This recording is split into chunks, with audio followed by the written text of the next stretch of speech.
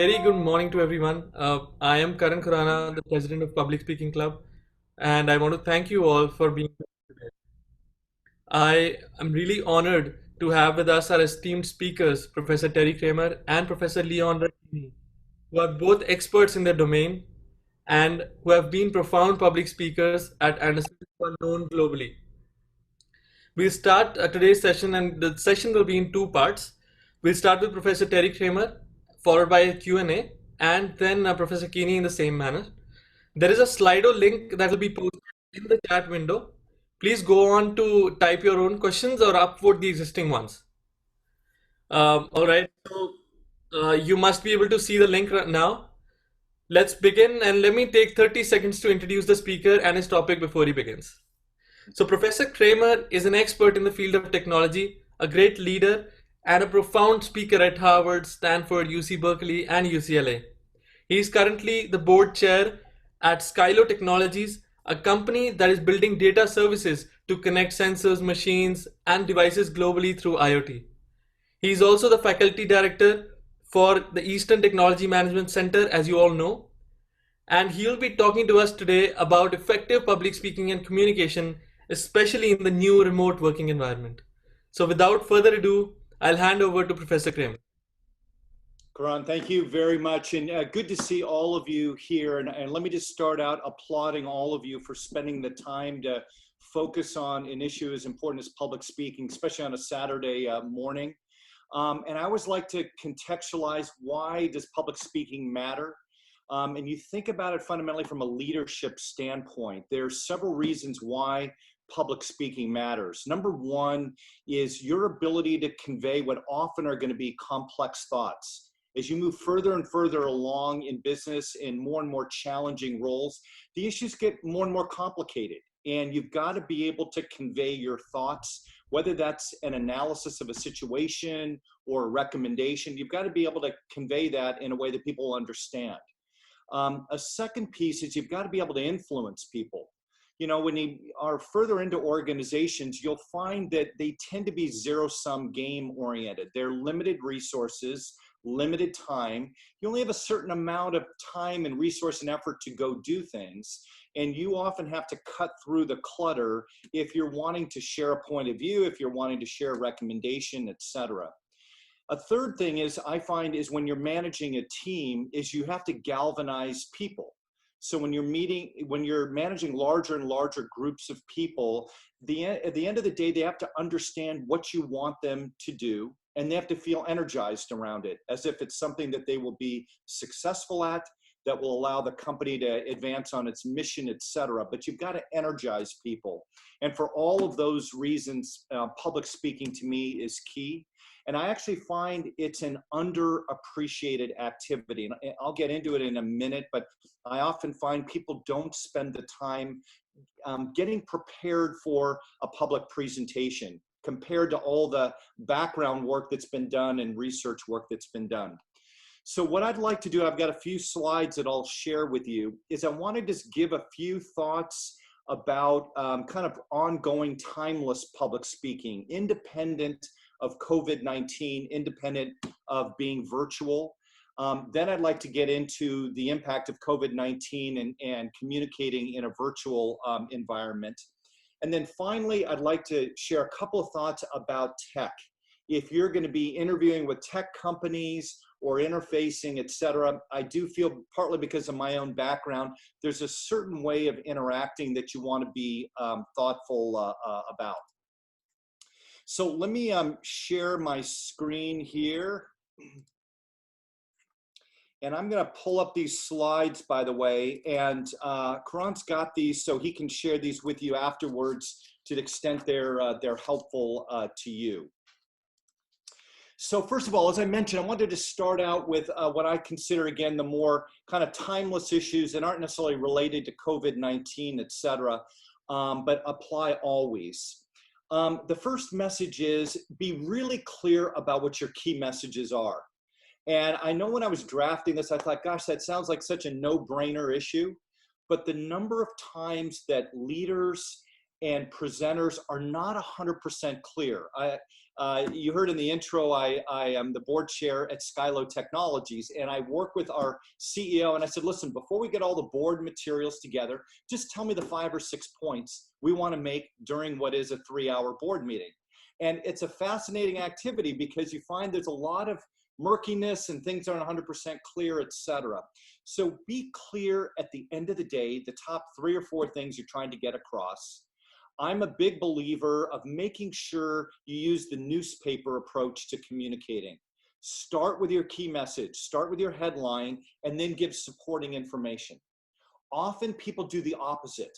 They start with all these facts, they start with what I call the boiling the ocean effort, and your audience is going to get frustrated in many cases. They're not a domain expert. They may have other meetings they're trying to get to, and you want to make sure you're giving them the headline. So know what your headline is to begin with. If you are in an interview environment, I always find if I were to boil it down to 2 things that you want to be especially clear about, why you and why that role.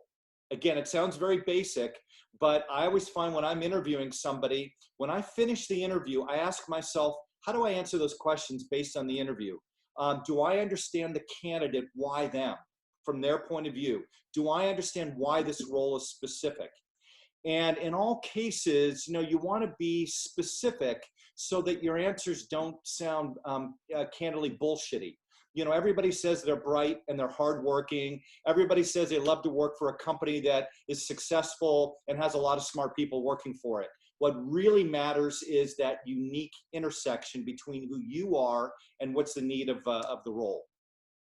Another thought here is make sure you research the person you're talking to, the company, and listen really well. In an interviewing environment, you have limited real estate. You have limited time. So when you think about the questions you're asking or the information you're providing, you want to get to it. You want to provide the most salient things. And I see several familiar faces from my classes. As you know, I'm very, very big on when you look at the number of problems in a company, give the top 20 and identify the top 3 or 4 and speak to those and make sure you're kind of honed in on those most critical items. So know the person you're speaking to or the audience, know what their biases are, know what their interests are. If you have any history about what they like, what they don't like, what initiatives have been launched or hasn't been launched, get all that info because you want to guide your conversation with that intelligence. And also make sure, and this is tough when you're speaking and trying to get everything out, but you also got to listen really well. You've got to listen to the question that's being asked. And if you don't think you're 100% certain, I'm a big believer, ask and clarify very briefly before you launch in. Because if you start missing what they're asking, it doesn't look good. And hopefully you already understand what people are asking, but if you don't, clarify it. And it's a very human trait. And then ask yourself when you're speaking, whether it's a field study project, whether it's an interview, whatever, ask yourself, what are the top 2 or 3 things you think they're likely to ask you? What are the most difficult, salient things? If you were to pretend they were in my class, and I always tell my students, ask the so what questions. Ask yourself, why does that question matter? And if you think about that from the person talking to you or listening to you, assume they're going to ask you a really penetrating question. What are those questions and what is your answer? The more you can have that kind of ready, I find the better off you are. Several other thoughts. I alluded to this, but I'm always amazed, candidly, that people don't spend enough time preparing for presentations or interviews, etc. I find I use as a proxy in my classes the team projects. I can look at a lot of really good papers, well-researched, well-written, everything.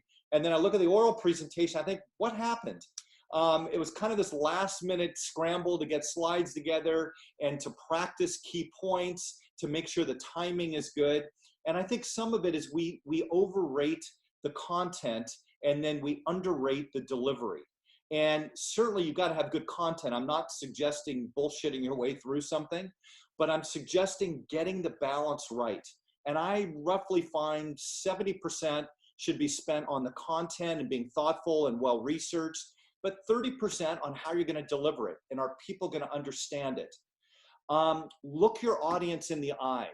There's an interesting HBR article about speaking in a virtual environment, and I've said it to Karan. Hopefully he'll forward it on to you.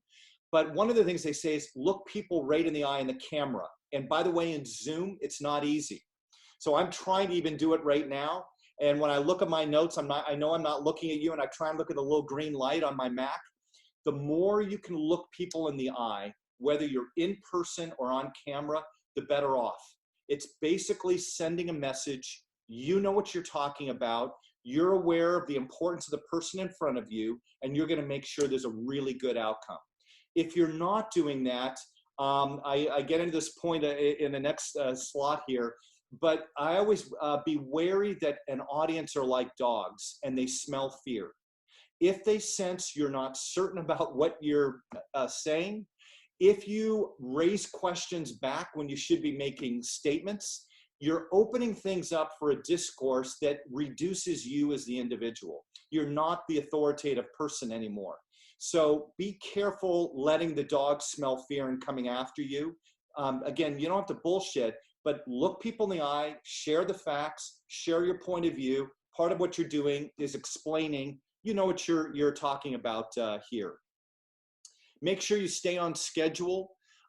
You've got to read your audience a bit. Some people like a bit of information, but you don't want to run way over because it'll start annoying the person that you're speaking to. It'll start feeling like you're wasting their time. It'll feel like you're not organized, etc. So make sure you have a sense of, you know, how many points you want to get to.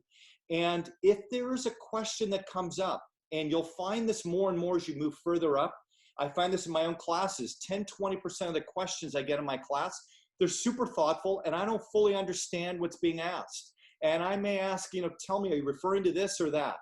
And it gives you a chance to get yourself anchored before your response to ensure you're being thoughtful in what you're saying. Now, regarding the new normal, so using video conferencing itself, several things I'd say to be thoughtful about. Be ready and knowledgeable about all video conferencing tools. Make sure if you have to download an app, you're familiar with it. Make sure if you're on Zoom, you understand how the question format, the electronic hand works, how you can monitor the number of people that are you know, on a call. Make sure you know about what ground rules to set. Like I say, if I'm speaking publicly, I prefer not using the chat function on Zoom because it's very distracting. And I'd rather either have a moderator or take the questions directly myself. But think about what are all the capabilities on a lot of these video conferencing tools.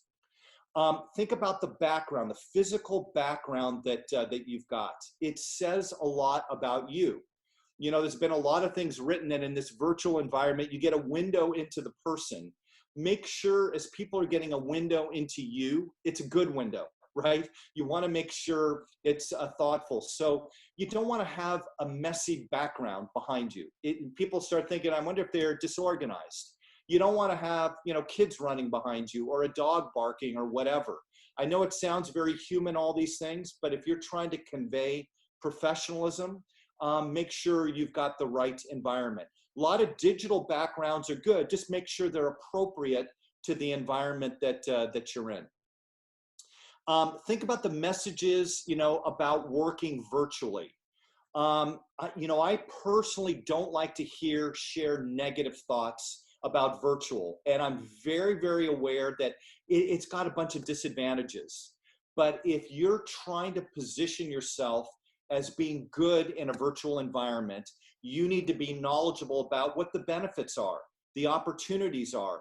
Don't moan about stuff, even though we all know about the negative about stuff. So on the Easton Center piece that I lead, one of the things I highlight, as much as my team has not found it easy to shift to virtual, our attendance has doubled and tripled in most of our events. Hooray. That is a great, great outcome. And that should be one of the big benefits you talk about. Not having to take time commuting. You know, that is a benefit. The ability where you had calls before that now you can see somebody. That's a benefit. But make sure you're not looking damaged and weak in a virtual environment. It's not easy for anybody, but you want to make sure that you're coming across as somebody that is successful in that environment. And then if you are interviewing, this is the time to be super flexible about, the role, the timing, what types of things you focus on, et cetera. I think that just looks really good. Let me just share a few thoughts about the role of tech today, because to the extent at which you're interviewing with tech companies, or when you think about traditional companies, they're becoming more tech-oriented. You want to make sure you're current in your comments. So the first thing is be thoughtful about where technology is being used. So more and more at a macro level, e-commerce, as you know, has skyrocketed. Video conferencing has skyrocketed. All the ideas about AI and contact tracing with the coronavirus are being used more and more in Asia than here, but it is rapidly coming to form here. And just the whole idea of people not wanting to make contact with things. They're not going to want to sign things, like at a retail location, so they're going to want to do contactless. When you think about last mile delivery, that's going to be popular, but the ability to get that where you don't have to make contact, whether that's autonomous capabilities, but just be thinking about those, because if I were interviewing MBAs that have been exposed to a lot of interesting things over the last 2-3 years, I'd want to get their view about, what's happening, going forward. Understand the role of technology today, as well as your belief in the company's positive potential impact on society. So be thinking about here that technology can create positive outcomes here. Again, public health outcomes with contact tracing may be an example, again, autonomous delivery, but be clear about how technology can serve a very, very important role that didn't exist today. And then be ready to talk about the new normal. So a typical, like if I were interviewing one of you, I would ask you an immediate question. Tell me about how you think COVID-19 is affecting businesses today. And then I would ask you, tell me what you think the new normal is going to be. How do you think about what may be a permanent structural change in adoption of technology and how it's used by companies? And part of what I'm doing is I'm testing your thought process. Part of that is I'm testing your ability to think on your feet and be able to kind of share a point of view that's compelling. Part of it is I'm testing your agility. Can you work in different environments and not get, woe is me about it? Those would be several of the things that I would suggest. Let me, before we go to questions, let me just share a couple of final thoughts. And I'm going to start out with the first thought that I did is I would fundamentally submit to you, public speaking equals leadership equals public speaking. It is a fundamental task of leadership to be able to organize your thoughts, to be able to convey them in a way that people will understand, and in a way that people will be motivated to go do something. So number one is just make sure you stay on that journey that leadership is public speaking. The second thing is keep practicing your entire life. It is something that practice makes perfect. Think about Zoom today. I mean, you may be a great public speaker, but now when you're speaking on camera in a Zoom environment, it has a different set of requirements than it did when you're speaking in person. So keep practicing all of your life. And also make sure you're spending the right time preparing. I joke with my wife, before we had the shelter in place, we'd go to fundraiser dinners for different charities.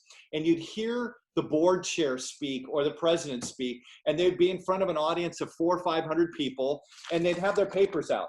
And they'd say, hi, my name is Terry Kramer, and I'm the board chair. And I would joke to my wife and say, my God, don't they at least have their name memorized at this point in their life?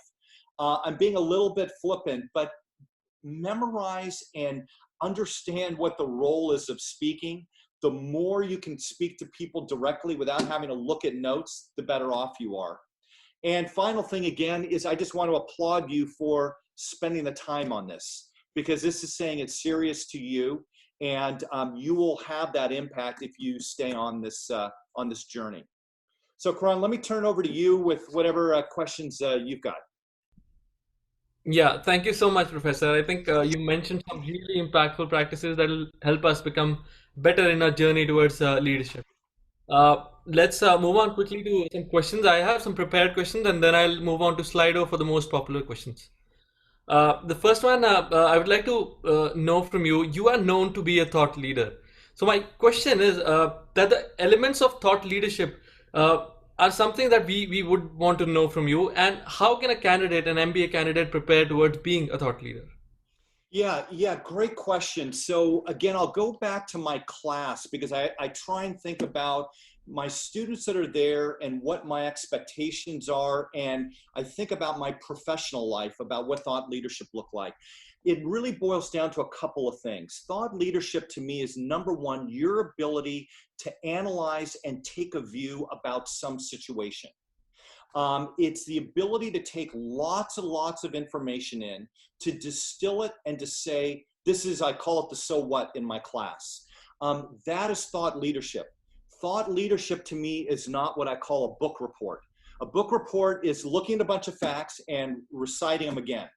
Anybody can read a bunch of facts. What leaders do is they have to be able to distill things and say what's relevant about my company, what's relevant about the time that we're in, what's relevant about these events against what we're trying to achieve, etc. So that ability to distill things and analyze and say this is the relevance and so what is the first piece. The second part of thought leadership is saying, what do I want to go do? What is my, in a case, it's a recommendation. But at the end of the day, where I find it in my Vodafone days, where people got stopped in their career, especially if they came in the MBA track, they came in through strategy, business development, finance, et cetera, they would end up analyzing things. And they'd be really good at analyzing things. And then the more senior person would say, you know, Daniel, what should we go do? And Daniel would fumble. He wouldn't have a view. He'd say, I'd go analyze this, and I talked to this person. I blah, blah, blah. Daniel, I asked you, what would you go do? So you want to always be ready for that question. And what you do, you want to make sure it's thoughtful and that it ultimately is a good recommendation, so that you're not, people aren't looking at you saying, you know what, I think you don't know what you're talking about, or the odds of that working are low. So be able to make good recommendations, to me, would be the second thing. And that's what I call thought leadership. You're breaking through 90% of the population to say, this is my understanding of what's going on and this is what I would go do. Perfect. Can you speak a couple of points on the second part of the question, and how can an MBA candidate use some of the resources and actually become a thought leader if he's not one right now? He's not thinking through that right now. Yeah, so get into a habit, whenever you're doing things, reading things. So if you're reading the Wall Street Journal, the New York Times, or going to a webinar or whatever it is, ask yourself the so what of what happened. So if you had to say at the end of my session, tell me the one or two things you took out of this, and then grade yourself on it. How relevant is it? Is it something that people say, wow, that really kind of caused me to learn, etc. It's very easy, and this is the worry, by the way, critics have of how much we're using technology today. And the problem with technology is you're getting sound bites. We just had the guy that is the chief digital officer and head of strategy for Warner Brothers, and he was talking about the role of platforms this week. And he said, you know what? TikTok today is a massive platform. And he gave a couple of stats. He said the average person spends like 83 minutes a day on TikTok. The average segment is 30 seconds. And, you know, they're just kind of going in, going out. Well, one of my students was a great question. Is this dumbing down society? So one of the worries here is don't fall into that trap where you're just reading sound bites and somebody would ask you, well, what does all this mean? You can't come up with it. You want to say, you know what? I've heard 8 sound bites on the same issue. And what it says to me is autonomous vehicles now are starting to be adopted. Or I'm looking at the last 10 deals that the venture capitalists have invested in, and they love AI with healthcare. That is the new trend. You want to be able to distill those things down. So force yourself to do that in everything that you do. And it goes back to the message when you're presenting, what are your key messages? How do you distill all that down where somebody say, wow, George stands out or Becky stands out. This is what they represent to me. And this is how it matches to the company's need. Awesome. That really helps. Thanks a lot. Mhm. My second question would be, while presenting online, we sometimes try to engage the audience and we ask certain questions. But there are times when there is no response and there's an awkward silence in between. How would you deal with such situations?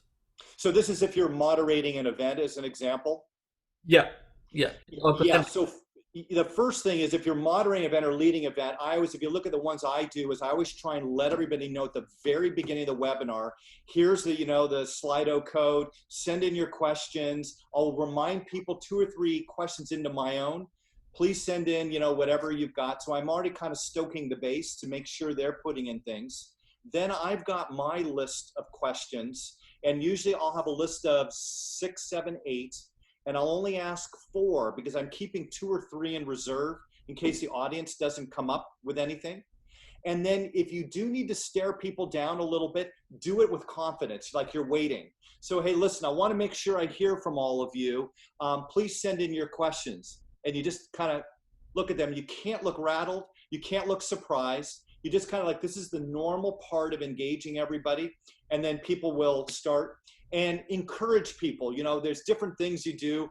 If I know somebody, I'll reference their name when they've asked a question and hopefully get a little bit of competitive juices flowing. And people say, Becky, people say, I don't want Terry just to reference Becky. I want my name referenced as well. And so I'm going to go do this and that. There's little things like that that get people going.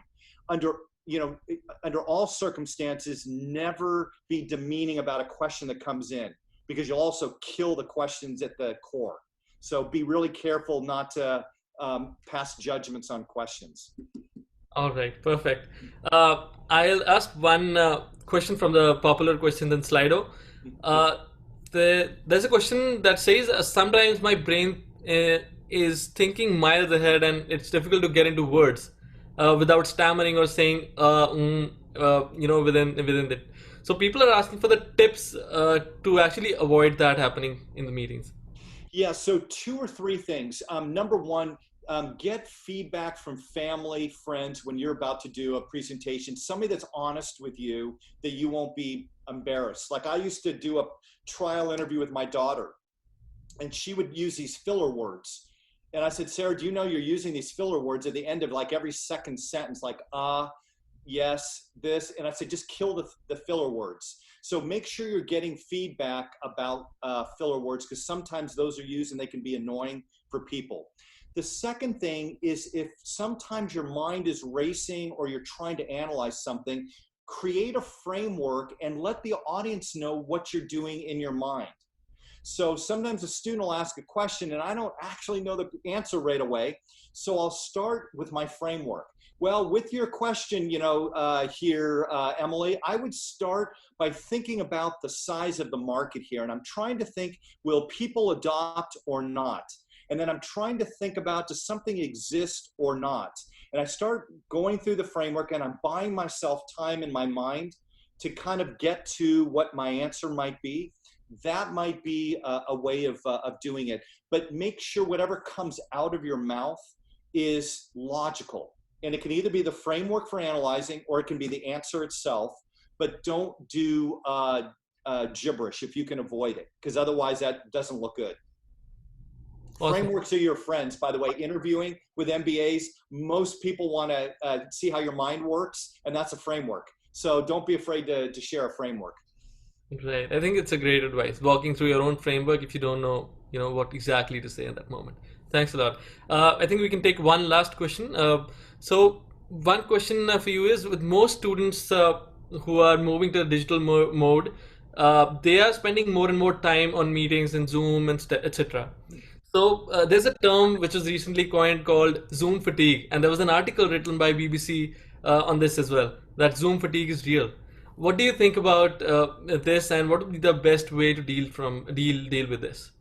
Yeah, 2 or 3 things. So first of all, I know one of the things I do in my class, we do these 5-minute breaks, which we didn't used to do. We used to do kind of 10, 15 minute.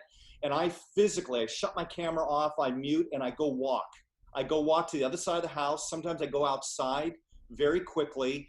I will talk about something mindless to my family. Like if our daughter's watching a reality TV show, and I'll say, how does this stuff I get into a quick banter with her, and then I come back in here.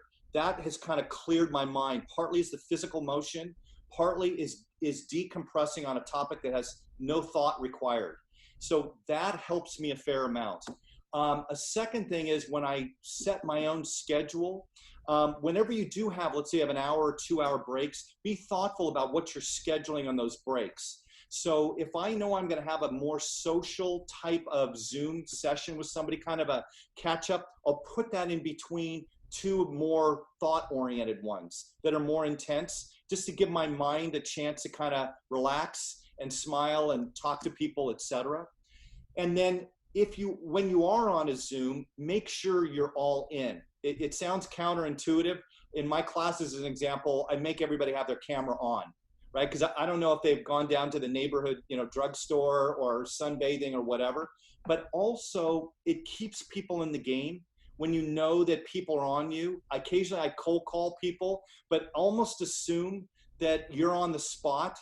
I know when I go to an event, when we get out of COVID-19, I generally sit towards the front of an auditorium because it forces me to engage myself.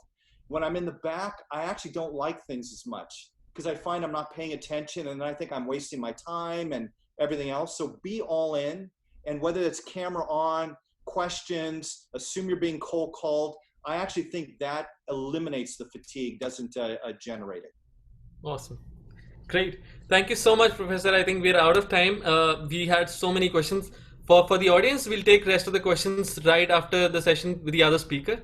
And with this, I would like to thank you, Professor Kramer. I'm sure there's a lot to take home from whatever you told us today.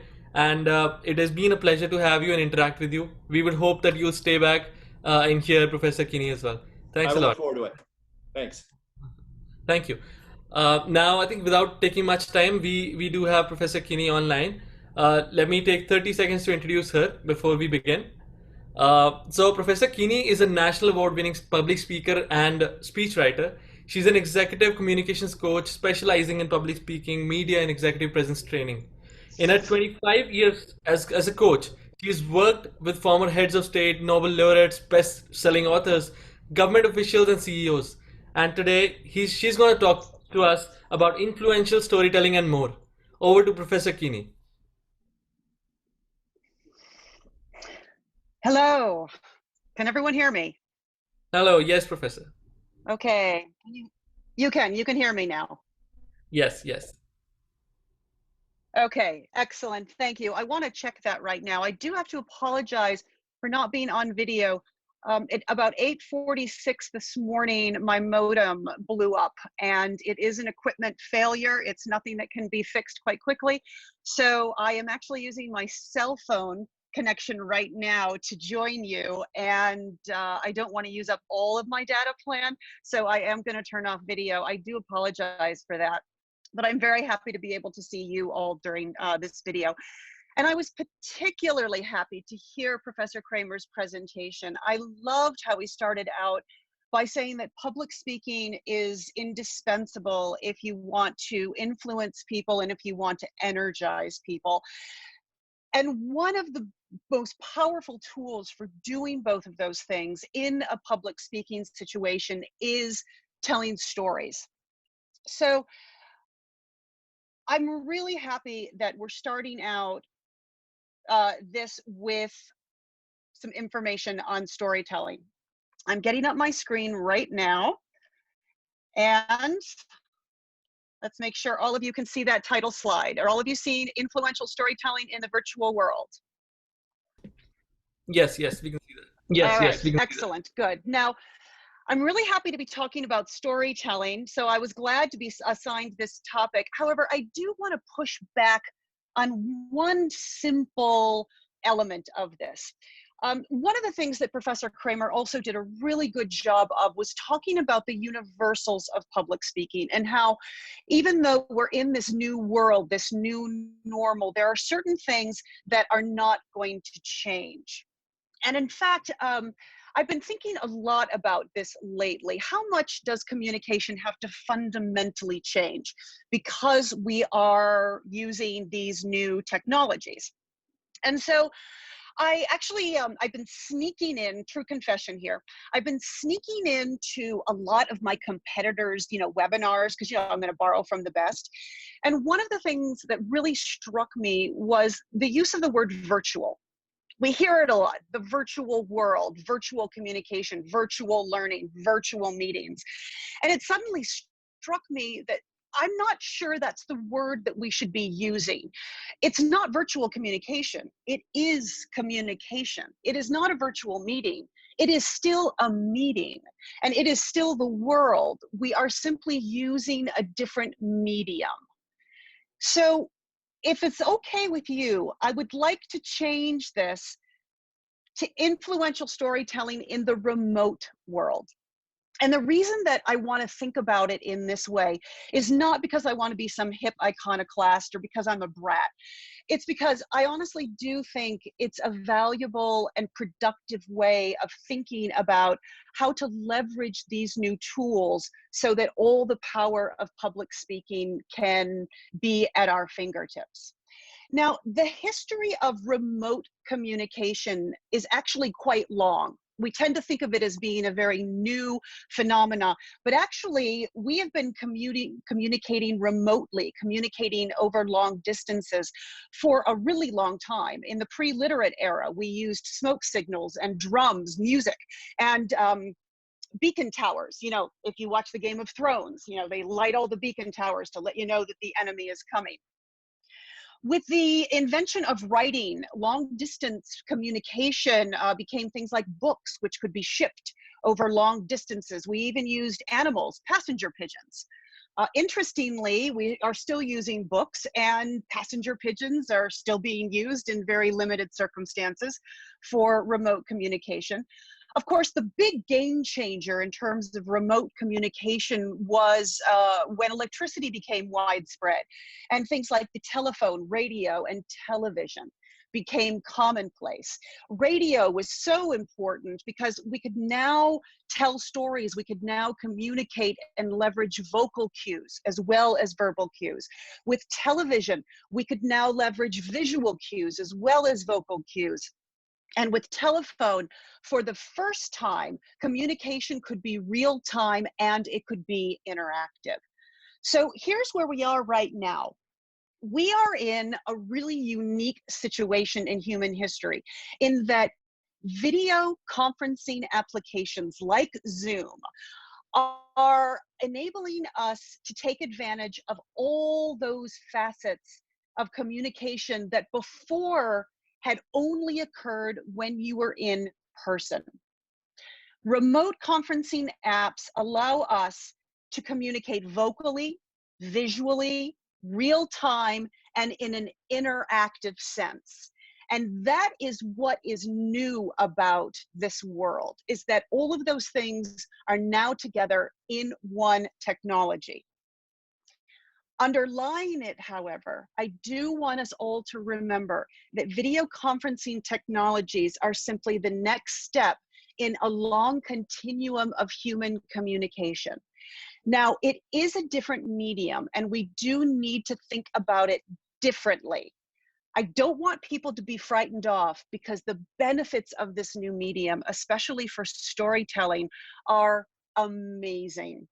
For the first time, we're going to be able to tell stories vocally, visually, in real time, and we're going to be able to make them interactive. So let's think a little bit about storytelling and what it means, especially in a business context. Now, when we mean tell the story, we mean take whatever it is you want to say to your audience, the way that you want to influence them, and use certain elements of storytelling in order to make that information more engaging, more compelling, and more influential. There's been tremendous work and research done on the power of storytelling within business context. If you'd like, please get a hold of me. I can send you a ton of information.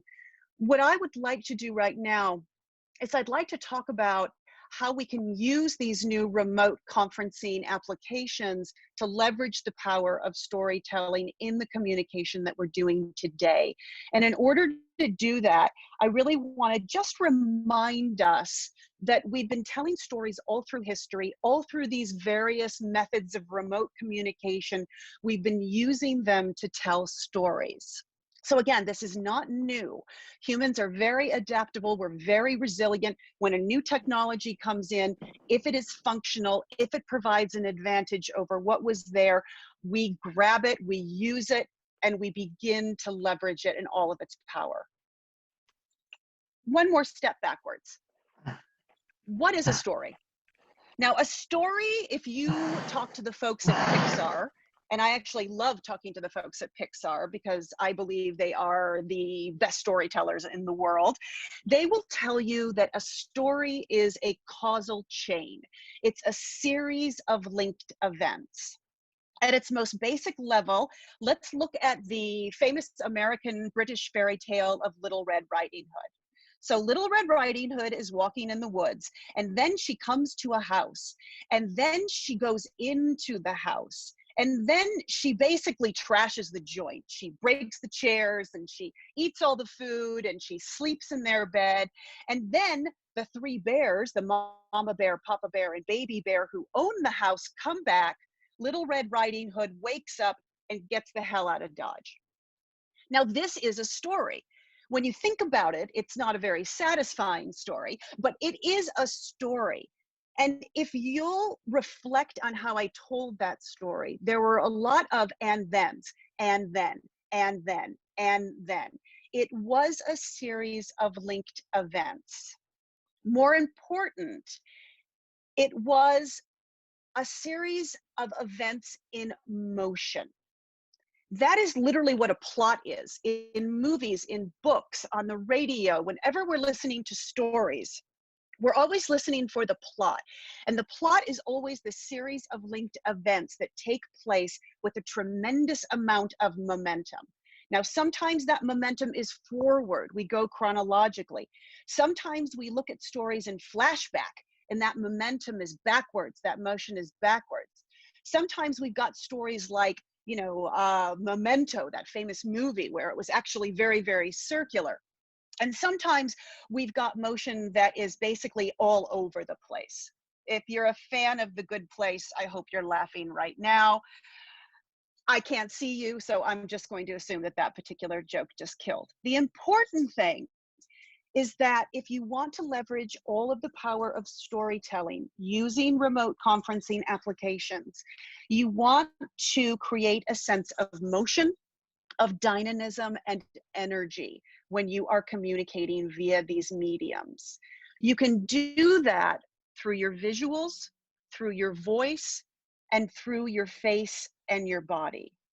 Let's look at visuals first, because number one, you've already seen a lot of examples of how I've used motion in these slides in order to convey a sense of story. But also, let's start with visuals, because the way that a lot of these conferencing apps are set up, your visuals are going to be front and center. I'm not a fan of this. I do wish that the speaker were front and center, but the default to a lot of these apps is that when you put up slides, the slides are going to be the majority of the screen, and your video at best is going to be a little thumbnail in the corner. So if your visuals are going to be the major part of your communication, let's leverage them by incorporating animation. Again, I've never been a fan of animation in visuals. I always thought it was just, extraneous, distracting, sizzle over style, sizzle over substance, but used judiciously and used in order to create that sense of motion. Animation in your visuals can be a really great trick for you to use. One of the actual presentation technologies that's using this is Prezi. I'm not sure if any of you are familiar, but Prezi actually takes your information and goes in and out for you. It actually creates a sense of motion. And that's one of the reasons why it is becoming so popular. A lot of people say that they're taking it too far. People have actually reported even being dizzy while watching a presentation. But the initial rationale of including the sense of motion and animation in your visuals is in fact a good one. Now, let's also think about transitions. How does one slide flow into another? If a story is a series of linked events, then you can create a sense of story by making sure that your visuals flow out of each other. Okay, and you can do that with graceful verbal transitions. So now that we've looked at the importance of storytelling, let's see how it fits into remote conferencing. That's a really nice, graceful transition that gives you a sense of story, a sense of motion. Finally, let's talk about annotation and whiteboards. These can help make your presentation more interactive so that, again, you have that sense of motion and animation. One of the things I really like with the annotate function is I will use it to actually complete a chart in the moment when I'm giving the presentation. So for example, here's a chart that talks about the importance of various skills at certain points in your career. So what I'll do is I'll have the skeleton of the chart printed out, and then I'll use the annotate function to say technical skills start out important, but they actually become less important.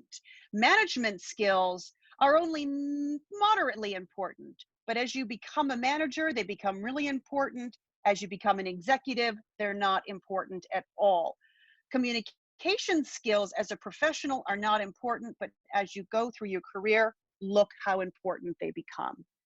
So that's a way that you can actually tell the story in real time in a somewhat interactive fashion.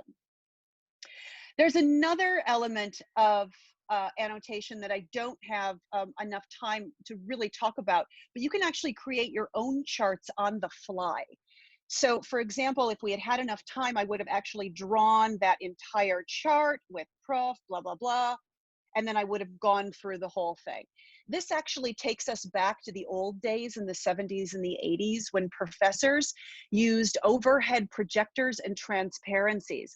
A lot of the old timers will talk about the fact that they miss the ability to be able to write in things on top. We've only now just gotten that back, and annotation tools in Zoom are one of the ways that we've gotten that back. The whiteboard function is also really powerful. Here's an example of really good whiteboarding. All of us are very familiar now with what are called whiteboard animations, or some people call them doodle videos. This was actually one of the very first. It was actually called time-lapse drawing, and it was by a gentleman named Harry Reich, who wanted to make physics come alive for people. So he actually literally used a form of whiteboard in order to create that story with people. Now let's talk about your voice. Your voice is the second most important part when you are communicating via these remote applications. As I said before, the visual component, ironically, for an application, which is the first to let you use pictures, relegates the video of you to a very small square. So your voice is much more important than the visuals at this time. I'm hoping that these conferencing apps take that feedback and change that. But for now, let's really think about what you can do with your voice. A lot of variation will help. Because you are physically far away from your audience, you need to almost overemphasize certain vocal cues in order to create that sense of energy and motion. So you really want to make sure that your rate is great, that your tone is nice and strong, that there's lots of variation in your pitch, your diction is nice and clear. And we already talked about vocalized pauses with Professor Kramer and his questions. Fluency is even more important. In real life communication and in-person communication, people are somewhat tolerant of one or two ums or ahs. In the remote world, our tolerance does decrease for those particular kinds of tics. So we want to be really, really careful. of that. Finally, let's look. Now, just because you are just a little tiny square in the corner of the Zoom screen does not mean that face and body is completely irrelevant. You want to make sure that you have a lot of facial animation. You want to make sure that you're using gestures. If it doesn't look too weird in your camera frame, play around with that. And yes, eye contact is important, although as Professor Kramer said, it can sometimes be very, very difficult to navigate with Zoom, but do everything you can. I always have a little smiley face printed on a sticky that is posted right next to my camera, and that reminds me that's what I need to look at. So if you can create a sense of motion, dynamism, and energy with your face and your body, with your voice and with your visuals, you'll be able to leverage the power of storytelling using video mediated communication. And I would love to hear your questions. Let's now quickly, okay, so I'll prepare or I'll try the transition you mentioned. Now that you've heard a great speaker talking, move on to the questions. Okay, so the first question for you is let me go to Slido directly because I think there's one very popular question. Uh, how do you translate the stage presence or charisma that you usually have in a visual or normal environment into this remote world? Well, the first thing you have to remember is that the Zoom format does limit the frame of vision. So, in person, you have the whole body. In Zoom, at best, you have a head and a shoulders. Even if you are the recommended arm's length away from your camera, you really only have from your rib cage up. So all of that charisma is going to have to be expressed in your face, in your eye contact, and your gestures. Facial animation is also so important here. Oftentimes we forget about that, but I've been telling people to look at videos of mimes, like Marcel Marceau, the famous French mime. Try saying that 5 times fast. And look at what they do with their face. Also, watching silent films is really instructive. How were they able to communicate with just their eyes and their face? These are all things, that we can use. Then for the vocal part of it, listen to radio, because radio, there's no visuals there. So the people are having to communicate all of their charisma via their voice. Look at what they do with the variation in their pitch, with their energy, how they vary the pace. Certain sentences will be fast, certain sentences will be slow. Those are all things that you can do to help translate. It's actually not that difficult. Again, this medium is not a tremendously at its core, it's not tremendously different from how we've communicated in the past. There's just different emphasis on components. Perfect. I think we've all now starting to realize the importance of podcasts and radios, and a lot of people are tuning into those these days to hear news and different learnings from that. And it's a great, Absolutely. yeah. Got it. So let's move on to the second question. That would be how do we? So it's about engaging the audience when you're presenting in this world. So how do you keep a very data-driven presentation fluid and make it a story instead of just putting out data and telling them that look at this data, this shows this trend and stuff like that? Yeah, this is an issue, that we've had for a long time, even pre-Zoom. And what I've always told people is, let's attack it on a couple different levels. Number one, make sure that the data is as streamlined as possible. You really only want to give the data that is the most compelling points of data and the data that you need in order to support your argument. There might be other data that is helpful in other contexts, but you will risk people getting overwhelmed if you have too much of it. So you first want to make sure that it's really streamlined. And this really applies to visuals as much as it does to the vocal, to the verbalization of the information as well. If you've got a whole, spreadsheet or something like that, you really want to make sure that only the parts that are important are on that, and all of the other stuff needs to be taken off. Number one, there's just overload.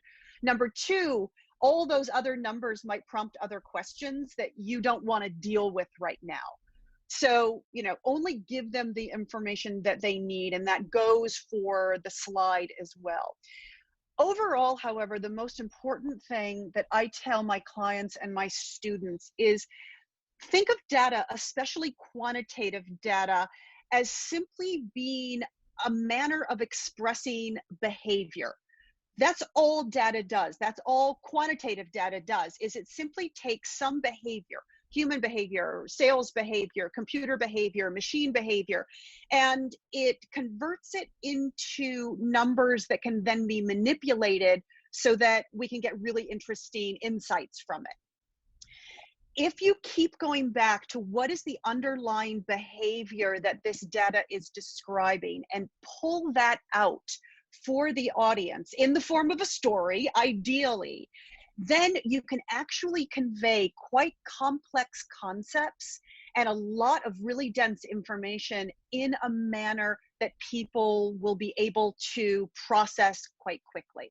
So streamline it. Make sure that you're only talking about what's really important, what's necessary, and then try to remember that the data is simply the means of describing a dynamic, a behavior. Pull that out again. Perfect. I think it truly connects with the point that Professor Kramer mentioned about galvanizing people and energizing them. I think this storytelling way of presenting data is something that is really, impactful in that scenario. Thanks a lot. All right. It is. Yeah. No, I love it. Let's move on to the next question, and there's a question about the presentation styles. Now, there are various presentation styles that people adopt, maybe starting with the results first, or starting with the background of the story, historical, reference first. How do you suggest or recommend people to start their presentation with, now that they are presenting virtual to their bosses, managers, or maybe public? Right. Well, as I mentioned, if you're thinking about the story format, there's a lot of different ways that you can tell a story. You can tell it forward chronologically, you can tell it, backwards. When we do the research on what is the best way to present information in, a professional setting, in a business setting, we have found that starting in a traditional narrative framework, which would be, sort of background and context and analysis, then the results, is not the most impactful way to present information. The new paradigm, which was actually popularized by a woman named Barbara Minto, she was the chief information officer for McKinsey. She wrote a book called The Pyramid Principle. It's a long book. It's about 300 pages. And quite frankly, just read the Amazon reviews. You don't need to read the whole book. The reviews sum it up quite nicely for you. And essentially what she's saying is you've got to put that on its head. You've got to start out with the impact, the bottom line, then give the so what, why is this important, then give the supporting details. And that also can be done, in a story format as well, as long as you create that sense of motion and those linkages between the components of your presentation. Absolutely. I think that's great. Thank you so much. I think it has been an absolute pleasure to have you both come here for us, and it has been a great learning. And in the end, I'd also like to thank the audience for coming and listening to us. I will make sure I share the slides shared by Professor Kramer and a couple of references for public speaking to all the registrants. Thank you so much, guys. Thank you.